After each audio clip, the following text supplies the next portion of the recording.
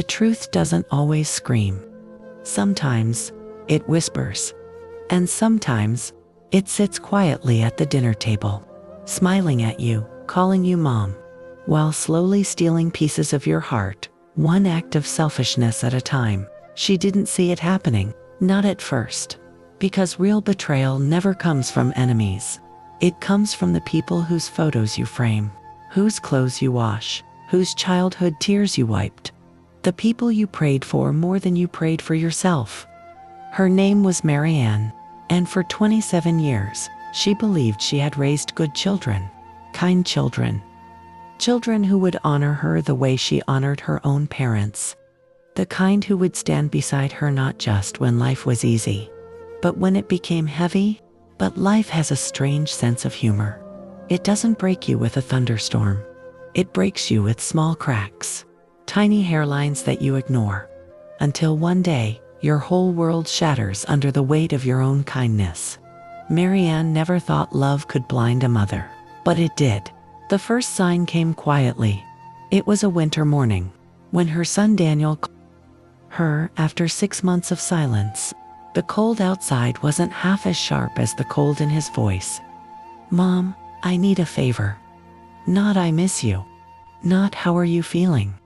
Not even "happy holidays."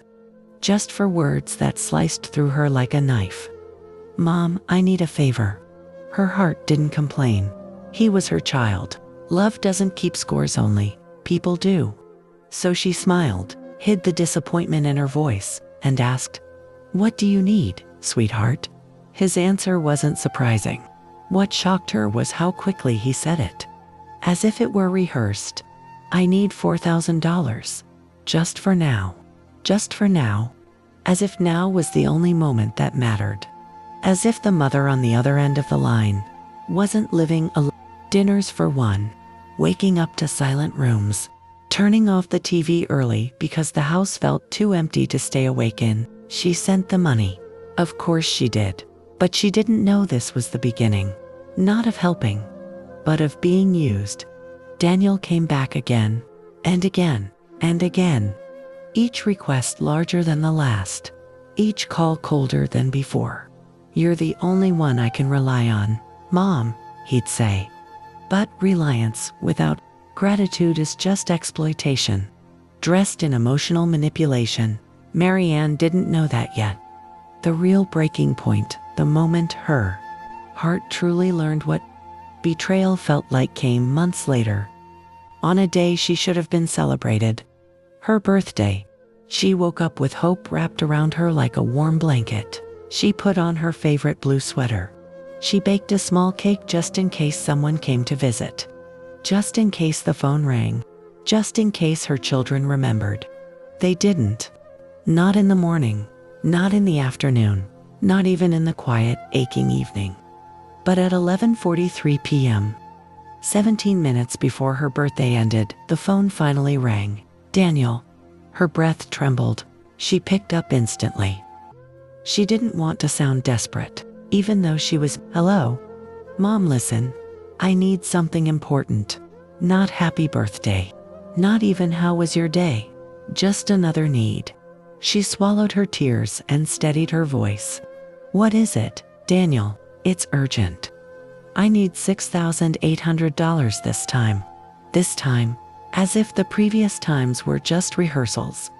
She didn't remind him of her birthday, because forcing people to love you is the most humiliating grief of all. She sent him the money. Every last dollar. The savings she had been building for years. Gone in seconds. But she didn't cry that night.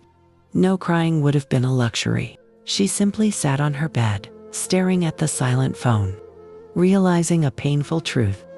Her children didn't love her. They loved her benefits. Her existence was an ATM with a heartbeat. Weeks later, she discovered something Daniel had hidden from her. A secret that hit her harder than any amount of pain she had felt before. He had thrown a birthday party, not for her. For himself. An expensive one. With decorations, a private venue, and a cake bigger than her kitchen table. How did she find out? A photo. Posted online, tagged by his friends. She stared at it for a long time. Not at the cake, not at the decorations, not even at Daniel's smiling face, but at the caption his girlfriend wrote, "Thank you for the amazing night, babe. You're so generous, generous." The word that burned her, because she knew. She had paid for that smile. She had paid for that generosity. She had paid for a celebration she wasn't even invited to. That night, Marianne didn't cry. She broke. Quietly, silently, completely. She realized something every mother hopes she never has to learn. Sometimes, the people you love the most are the ones who mistake your heart for a charity service. The next morning, she made a decision that would not only change her life, but redefine who she was as a woman, not just a mother. And this is where her real story begins. She thought the silence would give her peace. She thought distancing herself from everyone who had used her, drained her, and broken her would finally let her breathe. But the truth was far crueler. Silence doesn't heal you. It magnifies the echoes of everything you've suffered. Nights became longer. Thoughts became louder. And the memories she tried so hard to bury began resurfacing, like ghosts refusing to stay dead. It started with something small, an old message notification from years ago. A thank you text she once received from him, back when he still pretended to care. Back when he still acted like she mattered. She stared at that message for a long time, realizing how naive she had been, how she mistook politeness for love, how she mistook her sacrifices as investments in a future that never existed. She wondered how someone could take so much from her and still feel nothing. Not guilt, not regret, not even a flicker of gratitude. Days passed. She went through her routine like a shadow haunting her own life. But one evening, something unexpected happens, something that would change everything. Her phone rang. The same number she had deleted, blocked, forgotten. Yet somehow, life has a way of sending familiar storms back when you least expect them. She didn't answer. She couldn't. Her hands trembled, her throat tightened. Her heart pounded like it wanted to break free. He called again, and again, 10 times. Finally, she picked up. His voice came through, breathless, nervous, almost panicked, like someone who realized, too late, that the bridge he burned was the only one that could save him. "Mom, please. I need to talk to you." For a moment, she froze. Not because of his words, but because of the word mom. It had been months since she heard it from him. Months since he remembered that she wasn't just a wallet. She wasn't just support. She wasn't just background furniture in the story of his life. She was his mother. But pain has a long memory, and forgiveness isn't something she could hand out like the money he used to demand. "What do you want?" she asked, her voice firm, controlled, unshaken for the first time. There was silence on the other end. A silence filled with guilt, hesitation, and the fear of losing something he always took for granted. "I made a mistake," he finally whispered. She closed her eyes. Of course. They always call when they need something. They always remember you when life stops giving them the comfort they stole from you. "What mistake?" she asked. He hesitated, then said the words she never saw coming. "She left me, Mom."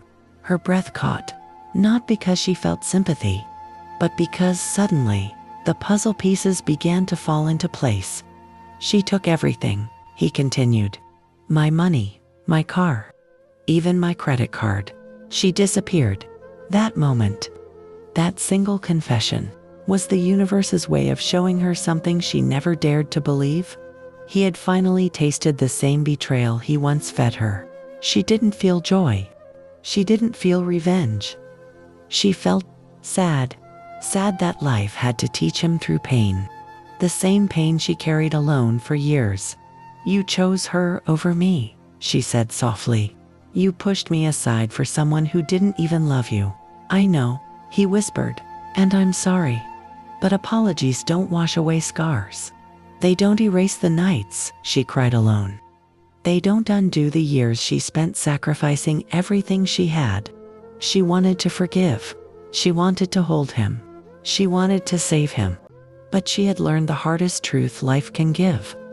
You can't save someone who only remembers you in their darkest hours. Mom, please.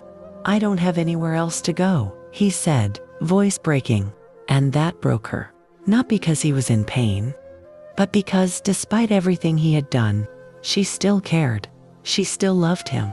A mother's heart is both her greatest strength and her deepest weakness. She took a long breath. Come home, she said, not because he deserved it, but because compassion lives where logic dies. When she ended the call, she sat alone in the darkness, realizing something extraordinary. Life always brings the truth back around. Sometimes slowly, sometimes painfully, but always perfectly. She wasn't getting revenge. She wasn't proving a point. She wasn't waiting for karma. She was simply being who she always was. A woman who loved deeply, gave endlessly, and endured silently. But this time, she wasn't opening her door blindly. She wasn't offering her heart without caution. She wasn't surrendering her worth again. This time, she was ready. Ready to heal, ready to stand tall, ready to let the truth speak for itself. Because in the end, people always return to the hearts they break. Not to rebuild them, but to understand the damage they caused. And she was finally strong enough to let him see exactly what he had destroyed. She sat on the edge of her bed long after midnight, the blanket trembling in her hands, as if even the silence around her was refusing to stay still. For the first time in years, she allowed herself to ask a question she had always buried under layers of patience. What if I was wrong about everything? The room didn't answer, but the memories did. They came rushing back, fast, brutal, unforgiving. The years she spent skipping meals so he wouldn't go hungry. The winters she spent wearing the same old shawl so he could have a new school sweater. The jobs she took 3 at a time because she wanted him to feel like every other child, even when they had nothing. And now she was someone he could erase with one sentence, one wedding card he never sent, one decision he made without even thinking of her. The realization pressed on her chest until she could barely breathe.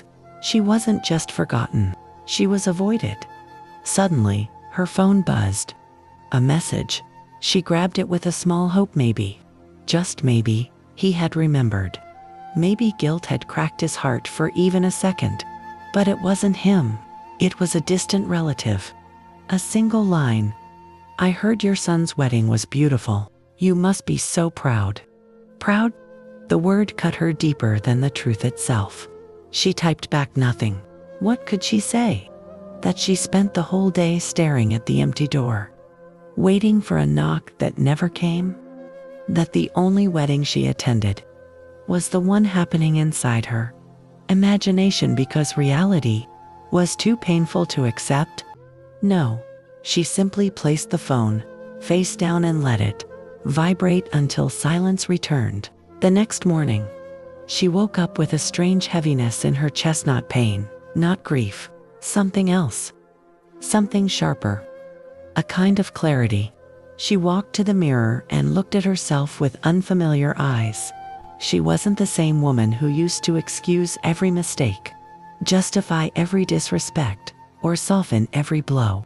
Something inside her had finally cracked. Not in a way that breaks you, in a way that frees you. For the first time, she whispered to her reflection, if he doesn't value me, I will still value myself. Her voice was weak, but it was the first honest sentence she had spoken in years. And yet, life wasn't done testing her. Because that evening, when she opened her door to throw out the trash, she saw him, her son, standing outside, not with flowers, not with an apology, not with the guilt she had once prayed for. No, he stood there with a straight face and paperwork in his hand. She froze. He didn't hug her, didn't greet her, didn't step forward. He simply handed her the papers. A property agreement. A request for her signature. No explanation, just expectation. Her throat tightened as she flipped through the pages, realizing what he had really come for. Not love, not remorse, not forgiveness. Just her signature. Her house, her money, everything she had left. Her voice trembled. Is this why you came? He looked away, almost irritated. Please don't make this emotional, Mom. It's just paperwork. Just paperwork. Just the last thing she owned. Just the only home she had ever felt safe in. Just the walls that carried every memory she ever sacrificed to build his future. She felt something deep inside her, something she had kept quiet for years, stir to life. A forgotten strength, a quiet courage, a mother's heart turning into a survivor's spine. She stepped back, slowly, deliberately, and for the first time in her life, she said a word she had never said to him.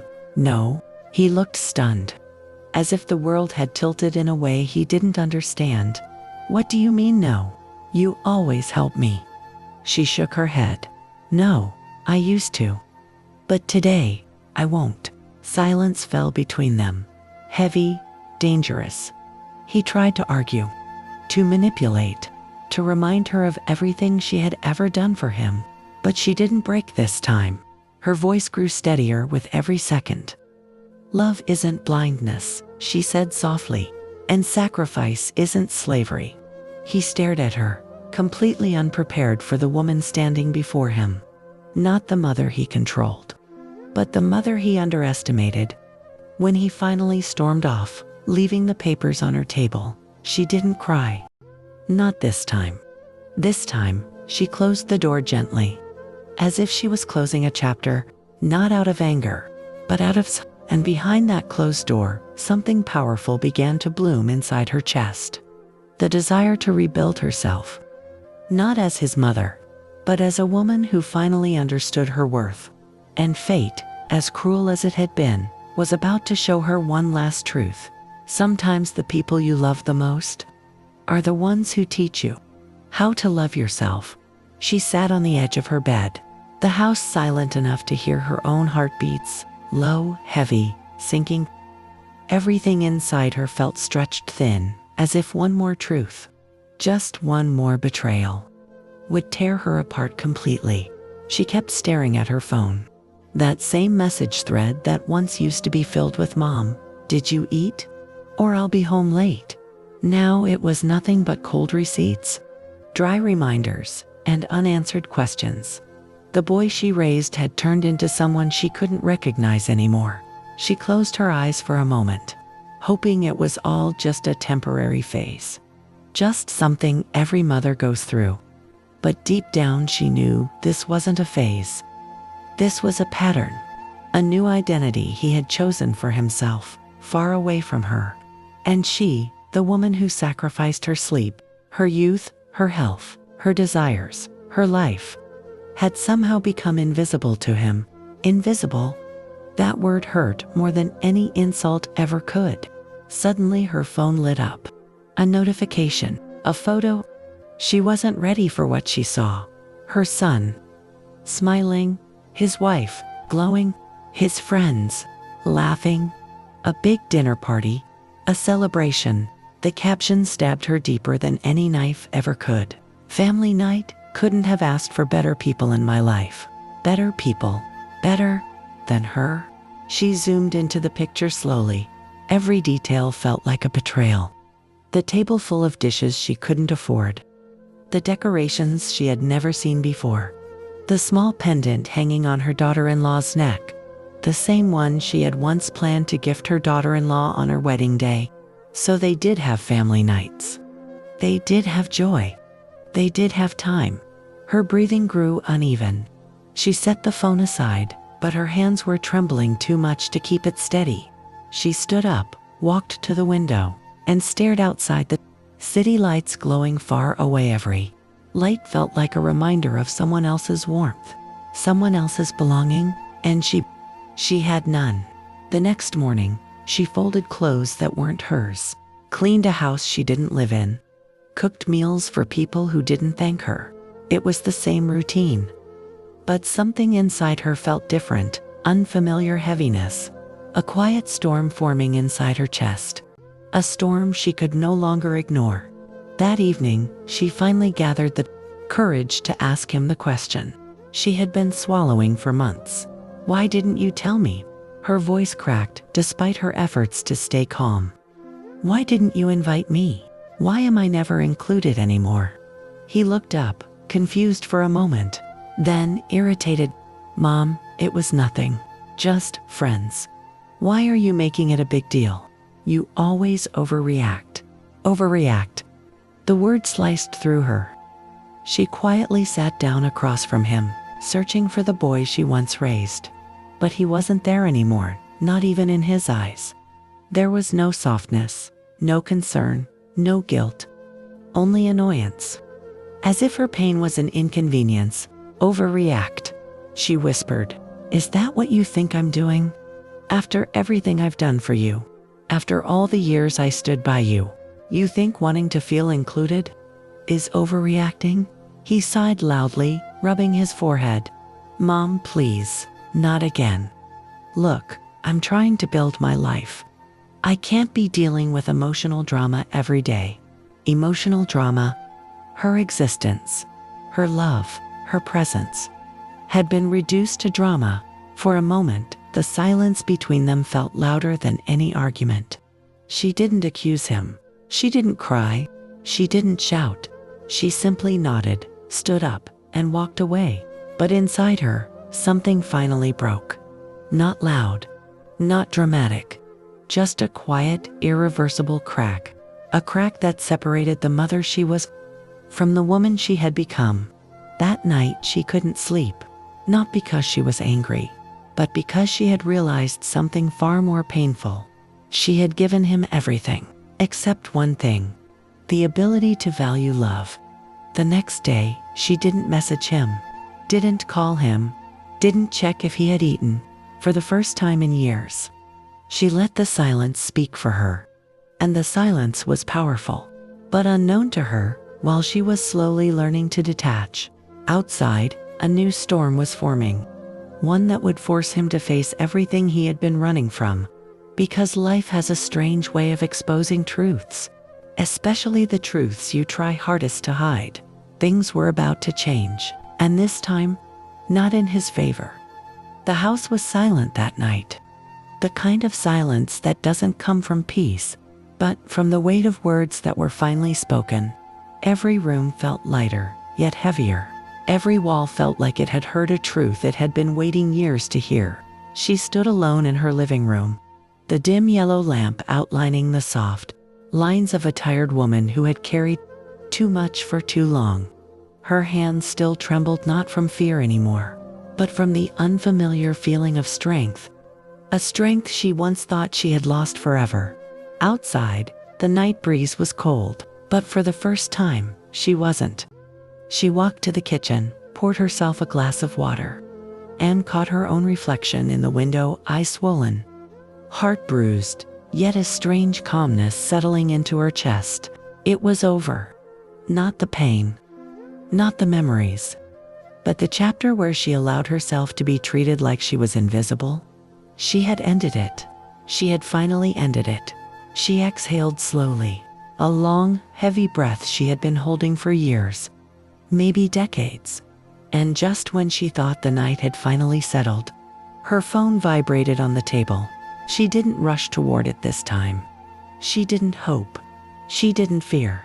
She was simply done. But curiosity still nudged her. She picked up the phone. One message. From her son. For a moment, her vision blurred. Her throat tightened. Her fingers froze. The same son who had used her, ignored her, humiliated her. The same son who took everything she gave, except love. She wiped her tears and opened the message. Greater than, "Mom, I heard everything today. I'm coming tomorrow. Alone. I want to talk." 1,000 thoughts collided in her chest. Was this guilt? A late apology? A trick? Or finally, Finally, the moment she had waited for her entire life. Her heart raced, but something inside her whispered, "Let him come." But this time, don't stand in front of him as a mother who begs for scraps of love. Stand as a woman who finally knows her worth. She placed the phone down, slowly, calmly, not with fear, not with desperation, but with dignity. She turned off the lights and walked to her room. For the first time in years, she slept without crying. The next day, the knock on the door came slowly, almost nervously. She inhaled and opened it. There he stood, older guilt carved into his face, shame in his eyes. He looked like a man who had finally seen the monster he became. He opened his mouth, but she stopped him with a gentle raise of her hand. Not angry, not broken, just steady. "Come inside," she said. He stepped in carefully, almost like he was afraid the house itself would reject him. For a moment, neither of them spoke. He finally gathered the courage. "Mom, I didn't know. I should have seen. I'm sorry. I'm really..." She didn't interrupt. She didn't break. She didn't collapse like she used to. She simply listened.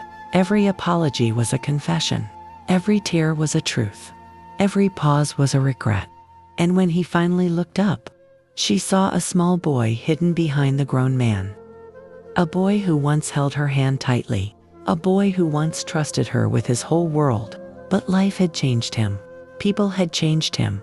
Greed had changed him. She spoke quietly, but her voice carried the force of a woman who finally understood herself. "I forgive you," she said. He closed his eyes. Relief washed over him like a storm breaking after years. But her next words froze him. "But I won't go back to who I was." He stared, confused. She continued, gently but firmly. "I'm your mother. But I'm also a human being. And I will not live my life begging for space in your world. If you want me in your life, earn it, show it, live it." Silence. Not awkward. Not painful. A silence that rebuilds, resets, rewrites. He nodded slowly, tears falling. She placed her hand on his cheek softly, lovingly, but not desperately this time. "Go," she whispered. "Fix yourself first. The door will remain open, but only if you walk through it with respect." He hugged hurtly like the world was slipping from his hands. She let him, but she didn't cling this time. She didn't hold on like before, because she had learned. Love is beautiful, but self-respect is survival. He left with a promise. She stayed with peace. For the first time in her entire life, she felt like she belonged to herself. If this story touched your heart, if you've ever loved someone who didn't value you, if you've ever given too much and received too little, then don't stay silent anymore. Subscribe for more real, powerful, life-changing stories. Share this video with someone who needs courage today.